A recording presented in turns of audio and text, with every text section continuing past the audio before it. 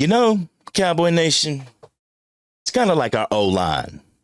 In the eyes of the 4-letter and 3-letter networks, Josh Allen, he continues to get this unwarranted praise because of his performance in the past.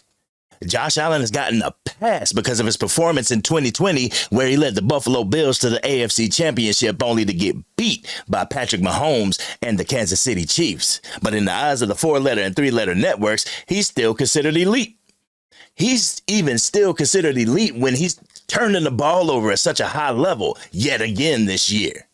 Even though he's the reason for his team backsliding, he's still in the elite conversation while Dak is right? Can I say on TV? Because he is. So, Cowboy Nation, we're going to get into calling this hypocrisy out right after this intro. And the only thing else I got to say is, how about them Cowboys? Yeah!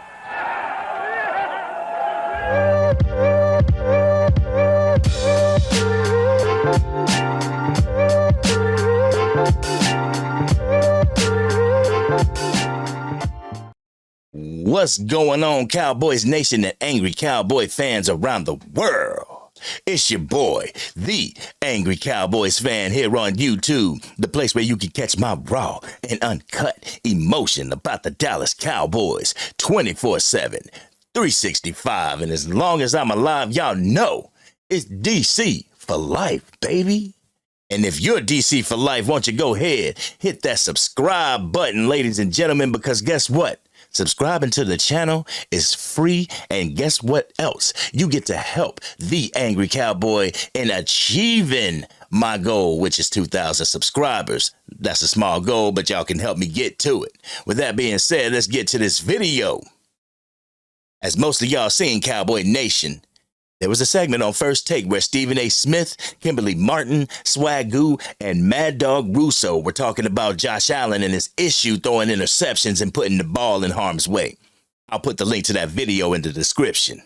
The segment started off with a tweet from Booger McFarland. The tweet said, question, why are we accepting the most turnover-prone quarterback in the NFL, Josh Allen, just because his potential to be great, which we haven't seen the greatness nearly enough?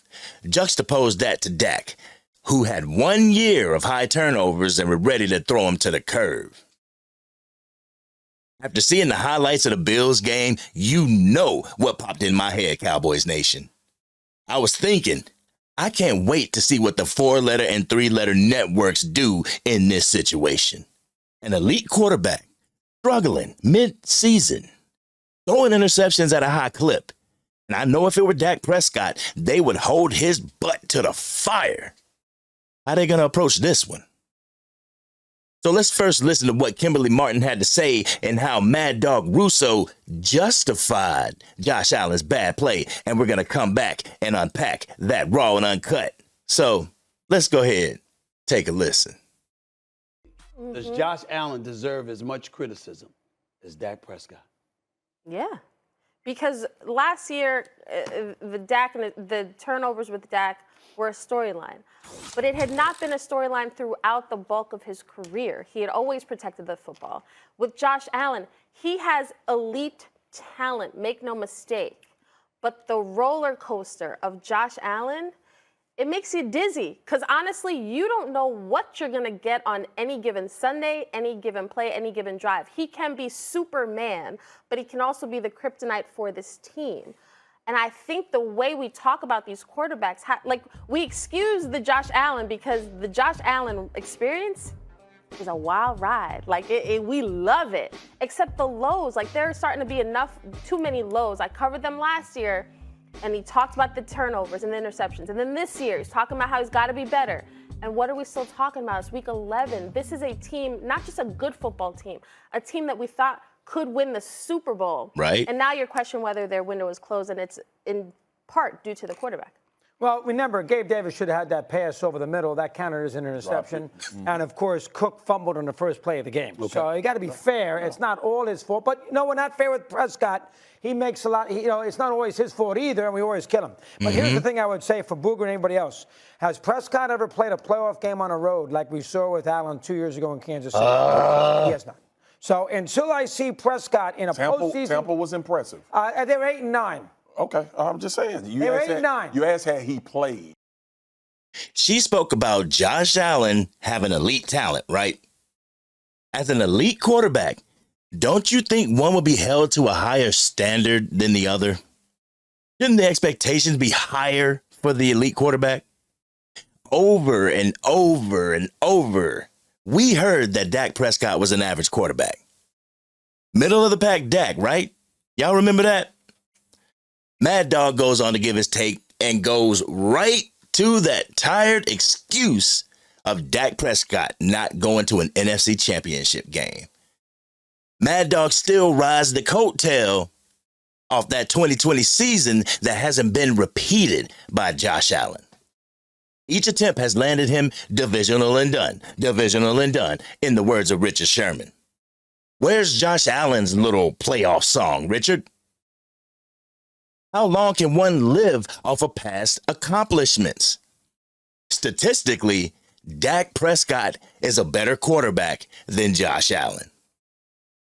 And I hate the way Mad Dog Russo keeps justifying, he keeps minimizing Dak Prescott's performance against Tom Brady when he led a victory over the Bucs in the playoffs last year. Prescott was 25 for 33, 305 passing yards, 4 touchdowns, 0 interceptions, and had a quarterback rating of 143.3. I don't care what record the other team had. Those are some impressive numbers, but they will never be enough for the haters. Cowboys Nation, Dak Prescott and Josh Allen have the same amount of interceptions throughout their career, which is 71. This is with Dak being in the league 2 years before Josh Allen, but Dak is the turnover machine, right? Turnovers are in Dak's DNA, ain't that right, Shannon Sharp? Dak Prescott only had 4 seasons where he threw double-digit interceptions. 4 out of 8 seasons so far. Obviously, this season isn't over with yet, but every season so far, except for one, Josh Allen has thrown double-digit interceptions. What is one of the most important stats to a quarterback? His completion percentage, right? Since 2018, Dak has only had 1 year where his completion percentage was worse than Josh Allen's. Overall, Dak Prescott has a better completion percentage, more passing yards, more yards per attempt, more yards per game. He has more touchdowns, and his passer rating is better. Seems to me the only reason that Dak is not in the elite category is the fact that he didn't win an NFC championship. And if he makes it to one, he can throw as many interceptions as he wants, and we'll all come up with an excuse for him, right? According to Mad Dog's logic, that's how it should go, right? I want you guys to listen to this audio from First Take. It's Stephen A. Smith, and he let the cat out of the bag again. He explained the real reason why the Dallas Cowboys are in his crosshairs every single year. Why the Cowboys are talked about on air, even during their bye week. So let's go ahead. Let's take a listen to what Stephen A. had to say. Josh Allen should be criticized way more harshly. Let me say this. This is what bothers me about this question. Who says that Josh Allen isn't being criticized as much as Dak Prescott? You want me to tell you what the real problem is? We have criticized him. The man has thrown 94 interceptions in the 87 regular season games since his rookie year. 94. We have. Here's the difference. No one cares. Nobody cares. That's the point. It's not the Cowboys. It's not that they're not saying it. It's not that they're not pointing out. Wait a minute. If I sit up there, stay with me, because I'm trying to help you out here. I'm trying to help you out. Okay, you can leave, but you're gonna be sitting right there while you left. The point that I'm trying to make to you, Kimberly, is this. This is the part that everybody misses. If you talk about Dak, it provokes dialogue. If you talk about Josh Allen, Okay. It's just the Bills fan. It's just the Bills fan. It's Bills Mafia. That's it. Outside of that, that's it. That is the difference. Yep. And this is the problem. Even the Cowboys get lost in all of this. Listen, Micah Parsons, give them the same energy. Stop. We have given them the same energy. No one cared. So we moved on. They care about you. Why are you complaining? Oh, Stephen A., they got something to say about you. You're damn right they do. Yeah. When you number one, baby, like 100%. First Take has been, they're going to talk about you. If you somebody that's mired in the muck and buried and you ain't generating any ratings, they ain't talking about you. Yeah. That's the way it goes. Well, when you're number one, that's the way it goes. Well, I guess that's why we're America's team, ain't that right? The haters at the 4-letter and 3-letter networks are not going to give other quarterbacks that same smoke because they don't care as much as they do about the Dallas Cowboys. When they say something negative about the Cowboys, they know that they're going to invoke a response from Cowboys Nation faithful as well as other ones who hate America's team. If they bring up Dak Prescott, it's going to invoke a discussion. More often than not, a debate. Almost every year, the highest rated football broadcast involves the Dallas Cowboys, and it pays to have their name all in your title of your video. Let's keep it real, Cowboy Nation. If Dak Prescott was responsible for the Cowboys being 5-5 and had 11 interceptions with CeeDee Lamb pissed off at him for not getting him the ball, the talking heads would have so much fun blowing that whole take up. Am I glad that some people at the 4-letter and 3-letter networks are speaking up and keeping it real with their coverage with the Dallas Cowboys? Yes, I am. But with the test of them having the same energy, you guys failed, and you failed miserably.